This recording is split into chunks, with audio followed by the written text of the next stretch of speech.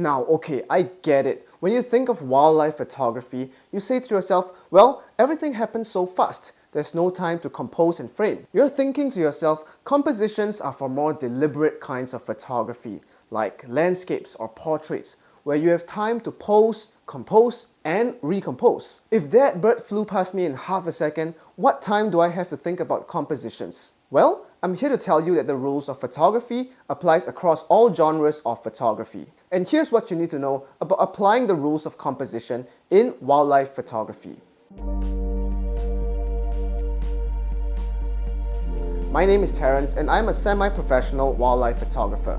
I've been doing this for 10 years and I'm currently a Nikon ambassador, as well as having worked with multiple other brands.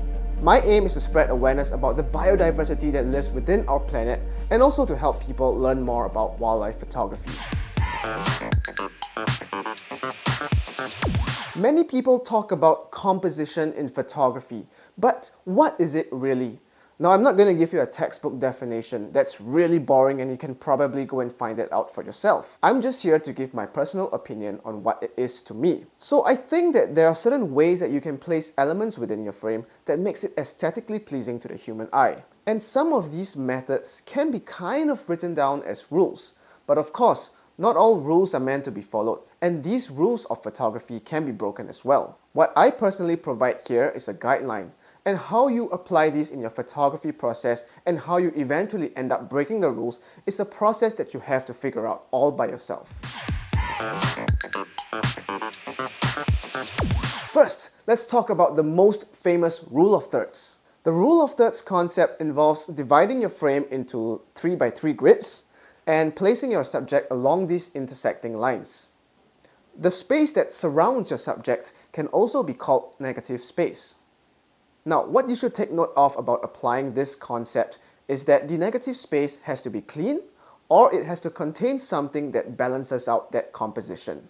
If the negative space is cluttered, then it takes a lot of the attention away from the subject that you're trying to portray.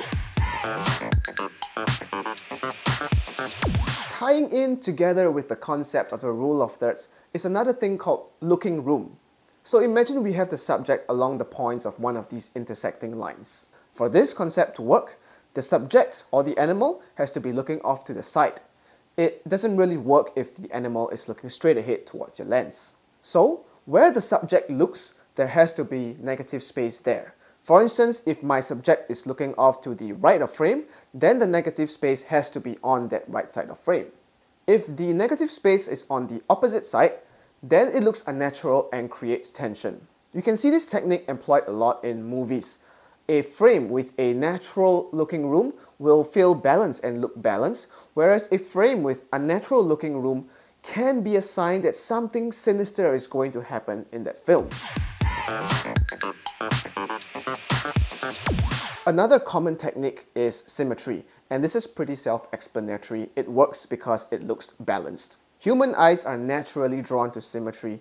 After all, we tend to be attracted to the most symmetrical looking faces for the most part. So, how do we incorporate this into wildlife photography? Well, first and foremost, it is ideal if you place your subject in the center of the frame. If the subject is completely facing you, with its eyes directly looking into your lens or your camera, then this could be a perfect opportunity to try out a symmetrical image. After all, most animals tend to look symmetrical from the front. If there is a body of water, then bang, you've got another great opportunity to work out a symmetrical composition. But of course, you have to ensure that the body of water is still enough. Something to note about utilizing this concept of symmetry, while you are focusing on the subject and its symmetry, you should not forget about the background as well. All too often, you have this great image of a symmetrical subject or a symmetrical reflection only for it to be ruined by a non-symmetrical background or a background with too many distracting elements.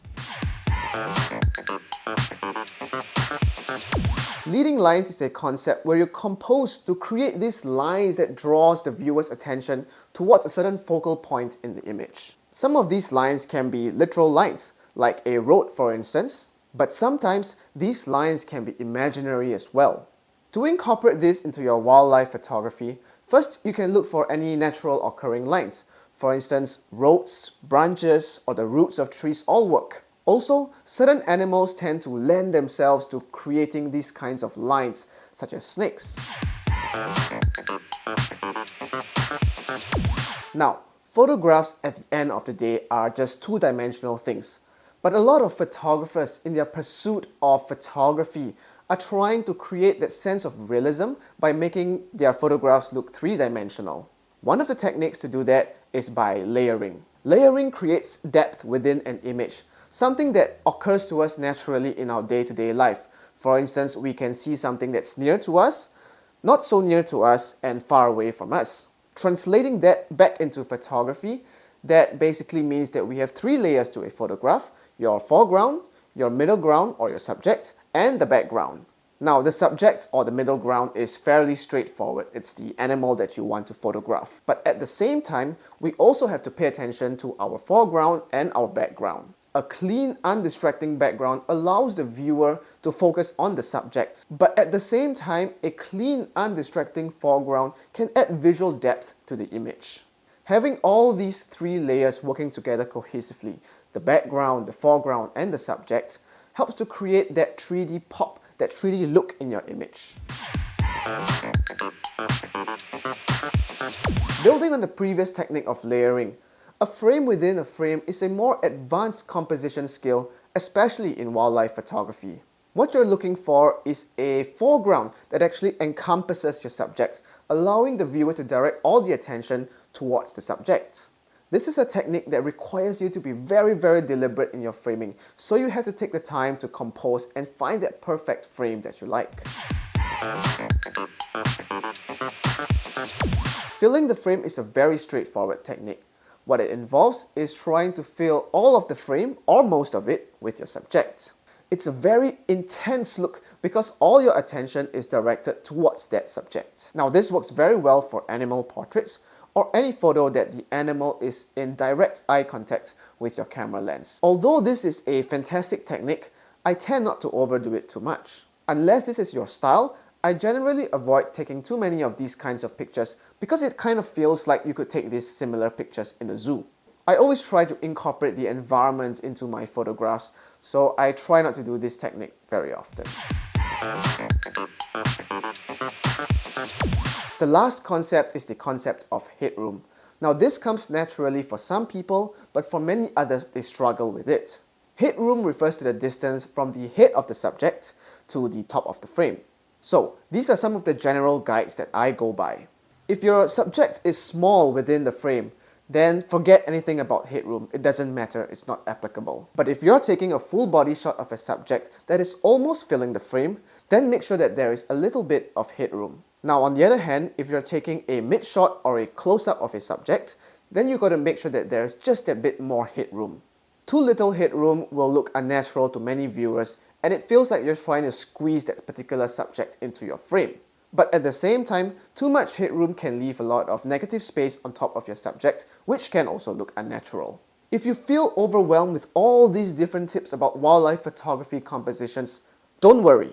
Forget all your preconceived notions that wildlife photography is fast-paced and that you don't have time to frame your shots. I like to think of wildlife photography almost like a portrait photography session, where I want to take the time, compose and frame my shots before I pull the trigger. Once you start being more deliberate in your compositions, only then will your photography skills improve. If you're always with the mindset of pray and spray and then cropping in later on your image to compose the shot, then I'm afraid your learning process is going to be significantly slower.